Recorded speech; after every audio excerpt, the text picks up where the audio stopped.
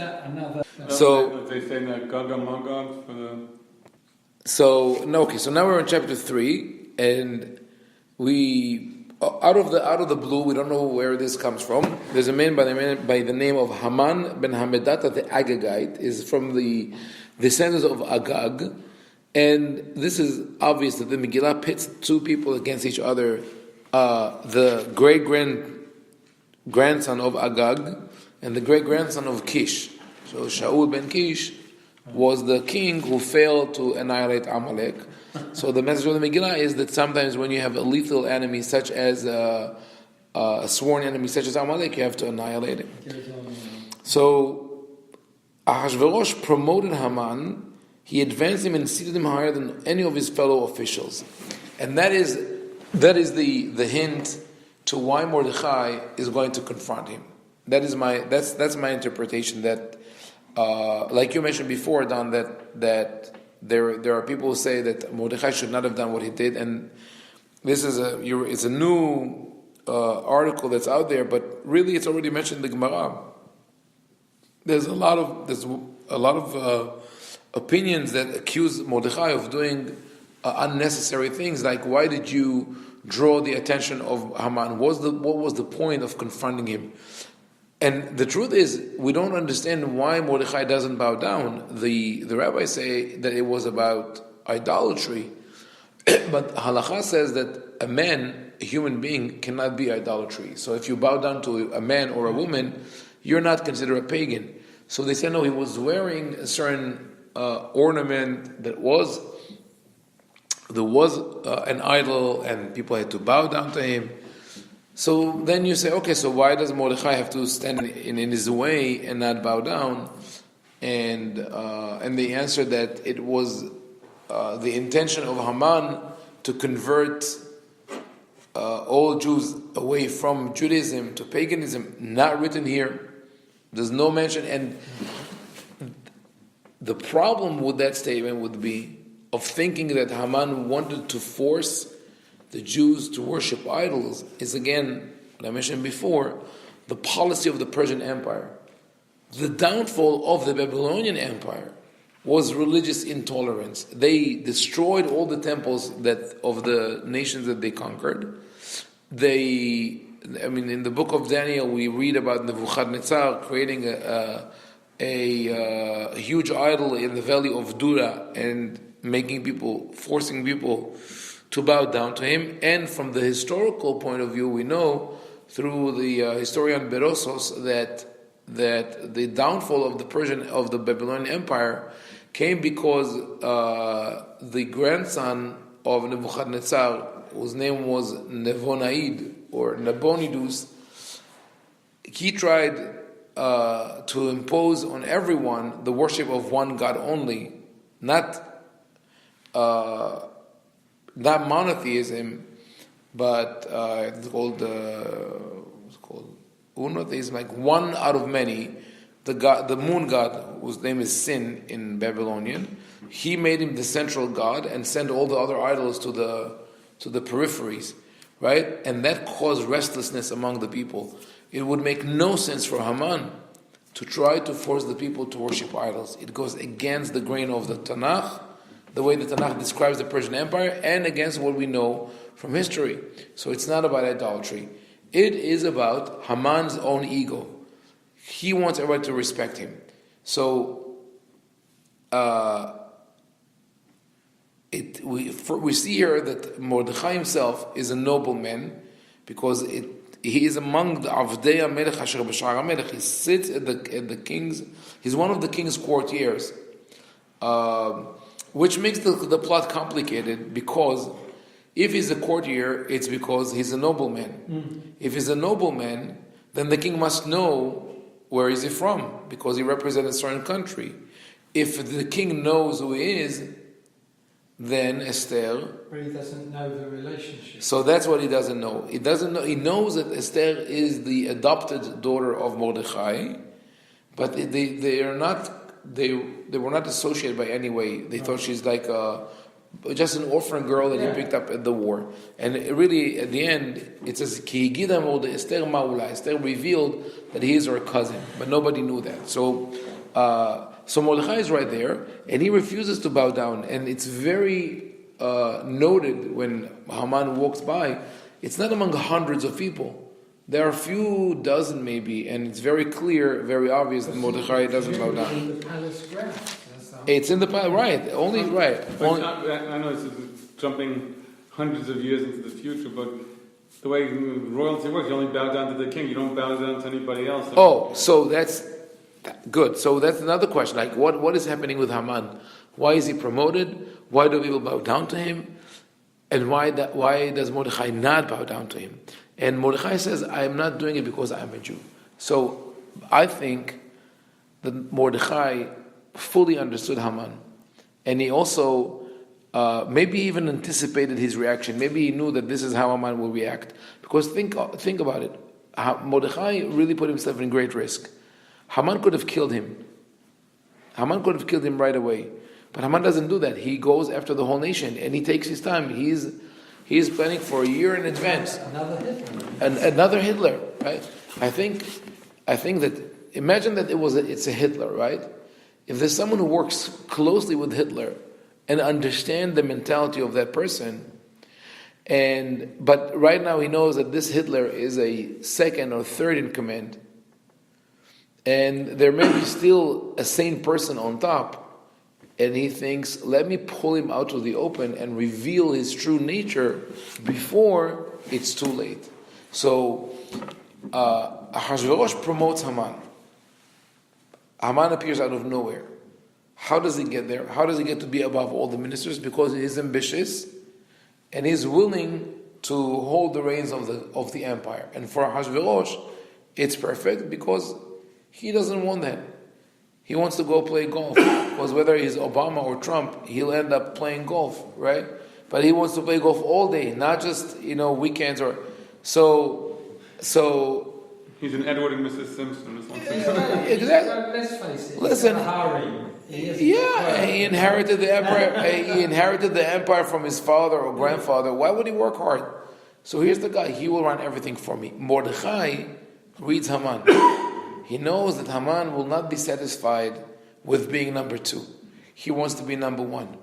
When he'll be number one, he would probably be the one who changes the policy of religious tolerance. He sees it in him. And Mordechai maybe also knows that the first nation to be targeted would be the Jews. So, because they were given, of all the other nations, they were the greatest beneficiaries of the religious tolerance policy because they're now building their temple. So Mordechai decides, let me reveal his true colors before it's too late. So he deliberately plants himself in front of him to see, I'm not bowing down to you because I'm a Jew. What are you going to do about it? Haman says, I'm going to destroy all Jews. And now Mordechai starts trying to set the wheels in motion. Here is in verse 7 of chapter 3 is probably the only place in the Megillah where you could directly connect, actually not directly, when you can attribute some of the events to God. Because Haman is, with all of his cold logic and hatred, is still very superstitious. So he wants to cast the lots to choose the date. And it so happens that he casts the lots on the month of Nisan, and the chosen date is the month of Adar. So it's at least 11 months ahead. So there's a lot of time for things to happen in those 11 months, but he chooses that date, and he comes to Ahasuerus, and he says in verse 8 a very particular anti-Semitic speech, Yeshnu Am Echad, which was used again and again in later years, also by the protocols of the elders of Zion. By the way, just a note on that. I just heard a discussion on the radio about the meddling of the Russians with not with the elections. They speak about it in general and trying to create divisiveness by siding on social media with both sides. And the interviewer asked one of the experts, since when were the Russians doing that? And she said, at least since 2000. And I was thinking that maybe if you mean on social media, 2000. That's the whole point. But if you talk about in general, the protocols of the elders of Zion were ordered by the police of the Tsar in the late 1800s to fight off the Bolsheviks and the revolutionists. So their tactic of planting fake ideology is at least 200, 150. Social media has made it so easy now. Right, but social media is a different name for newspapers and. No, but it's totally different because anyone can post. Right. But I'm saying that technique of planting, false conspiracy theories, etc. So It's go. been throughout history. Right, but the Russians are experts on that. Even before that, they did other ways of doing, pitting their minorities against one another. Yeah. The Russians. Yeah.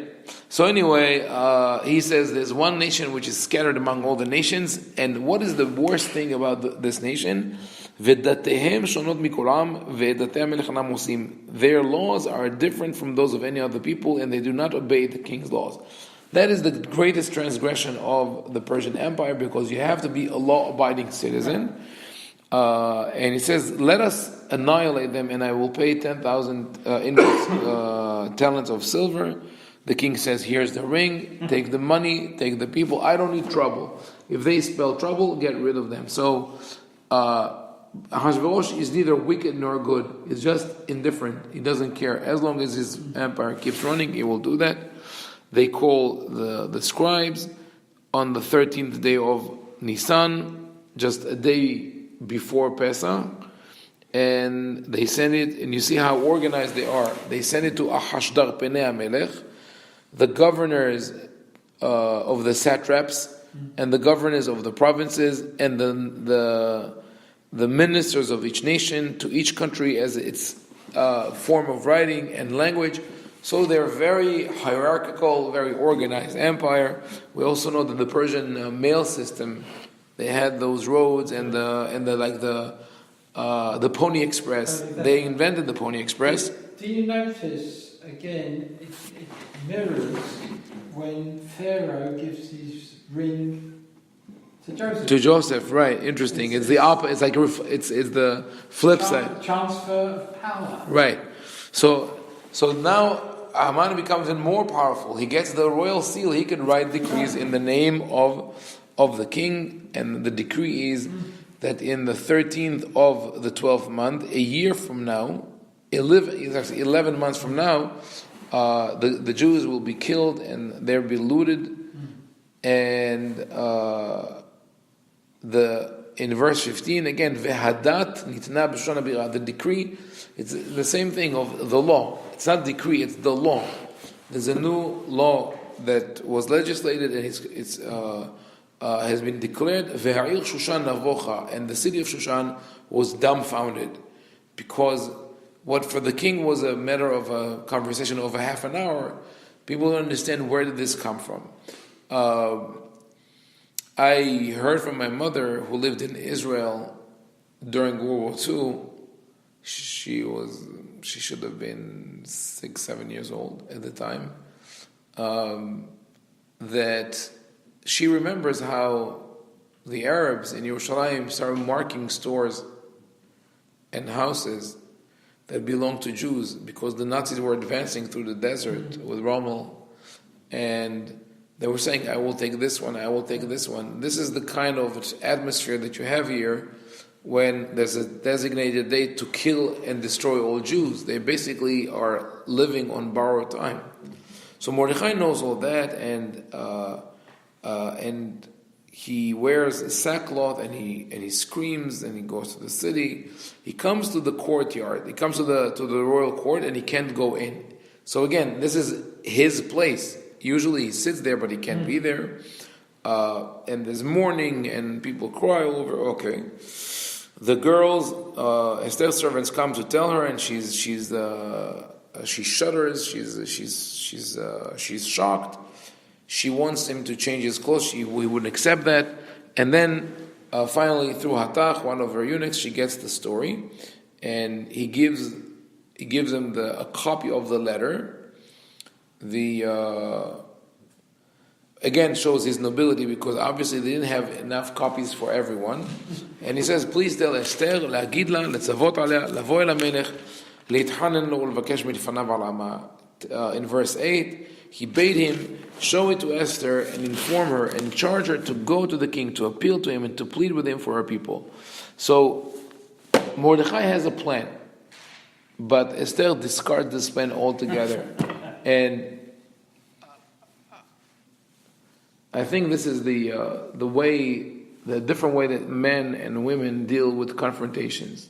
Men try to, in their mind, to cut to the chase, to confront it head on. So for Mordechai, it's a very simple solution. The king is the source of the decree. Esther is close to the king. Tell Esther to tell the king, and that's it. Esther answers, this is impossible. She said, I cannot come and talk to the king. Everybody knows that if you go into the inner court without permission, he's going to die. I was not summoned for 30 days. And when she says I was not summoned already 30 days, one of two things can be understood. Either she says, soon he's going to call me, and we have enough time, we have 11 months to plan everything, or maybe I fell of grace and this is dangerous.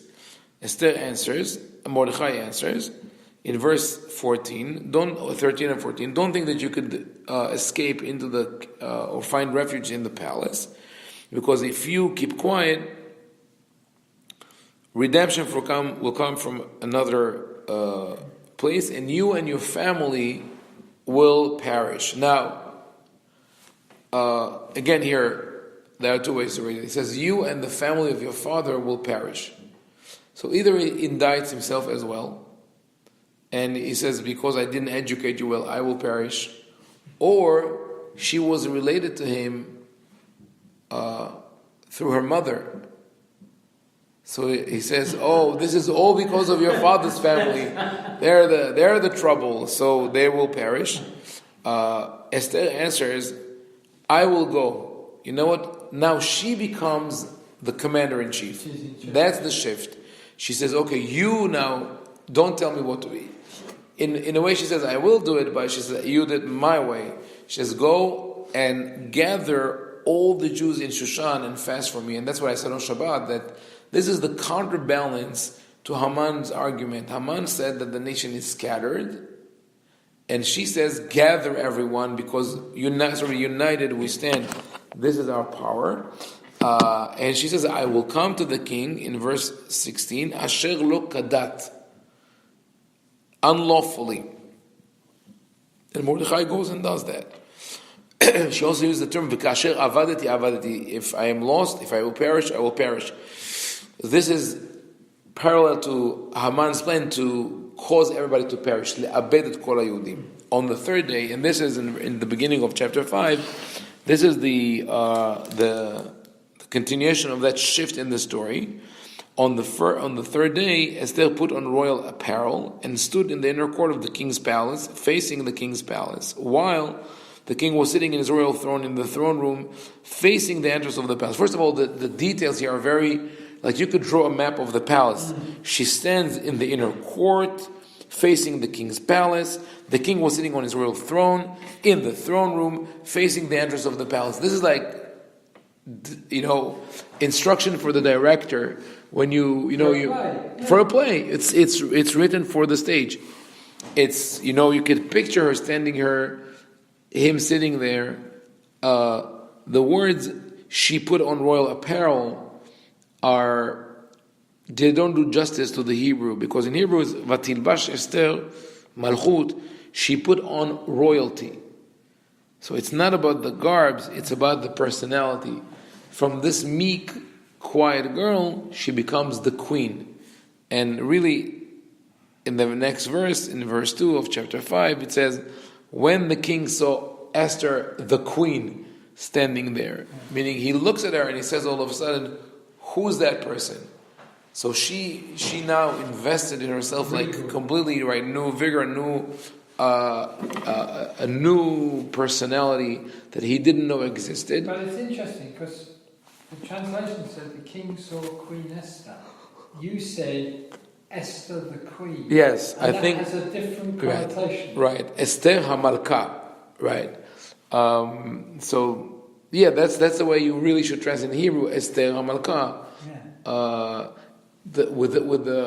With men, I mean, you could, if you say HaMalka Esther, it's Queen Esther. Yes.